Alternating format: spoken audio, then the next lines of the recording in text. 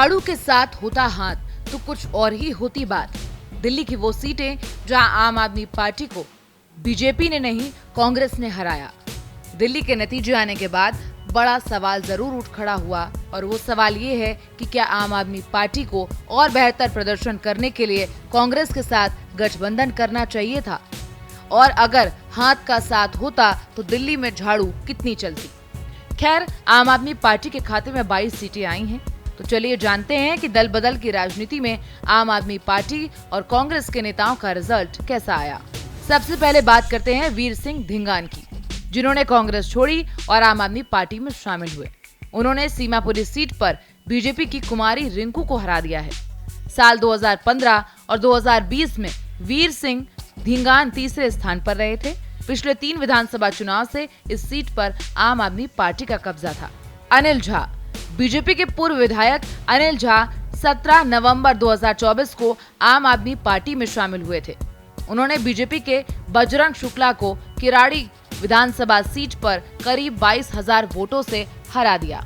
किराड़ी विधानसभा seat पर साल 2015 और साल 2020 में भी आम आदमी पार्टी का वर्चस्व था।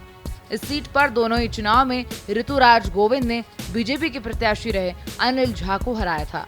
प्रवेश रत्न, बीजेपी से आम आदमी पार्टी में आए प्रवेश रत्न पटेल नगर सीट से चुनाव जीत गए हैं। उन्होंने आम आदमी पार्टी से इस्तीफा देकर बीजेपी में शामिल हुए राजकुमार आनंद को हराया है। सुरेंद्र पाल सिंह, बीजेपी छोड़कर आम आदमी पार्टी में शामिल हुए सुरेंद्र पाल सिंह तीमारपुर विधानसभा सीट से चुनाव हार गए हैं।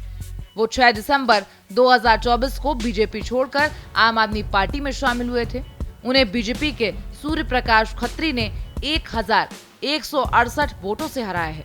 कांग्रेस से 2 बार विधायक रहे सुरेंद्र पाल सिंह साल 2017 में आम आदमी पार्टी में शामिल हुए थे। साल 2020 में वो बीजेपी में शामिल हो गए।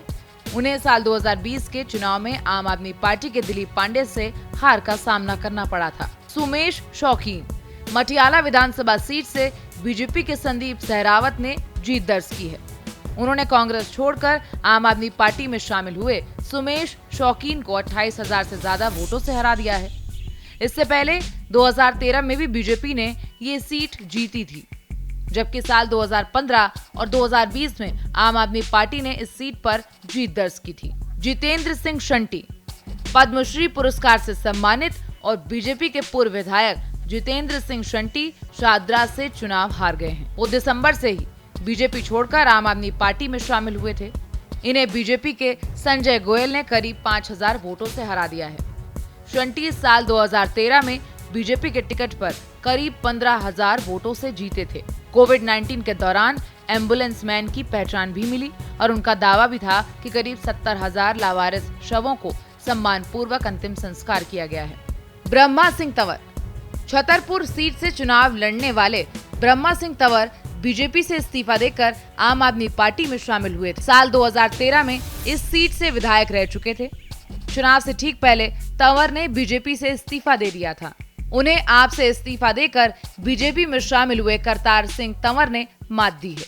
कांग्रेस को इन चुनावों में एक बार फिर किसी सीट पर जीत नहीं मिली। दिल्ली में यह लगातार तीसरा विधानसभा चुनाव है जिसमें कांग्रेस अपना खाता भी नहीं खोल पाई है।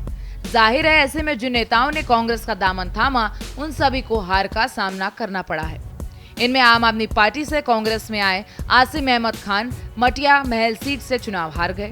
आम आदमी पार्टी से कांग्रेस में शामिल हुए देवेंद्र सहरावत बिजवासन सीट से चुनाव हार गए। आम आदमी पार्टी से कांग्रेस में शामिल हुए अब्दुल रहमान सीलमपुर सीट से चुनाव हार गए। वहीं बाबरपुर सीट से मोहम्मद इशराक चुनाव हार गए और इसी सिलसिले में द्वारका से कांग्रेस के आदर्श शास्त्री भी चुनाव हार गए। वो आम आदमी पार्टी से कांग्रेस में शामिल हुए थे। उन्होंने साल 2015 में करीब 40,000 वोटों से जीत दर्ज की थी। तो ये था दल बदल करके नेताओं का दिल्ली चुनाव में प्रदर्शन। Bureau report, Bharat express.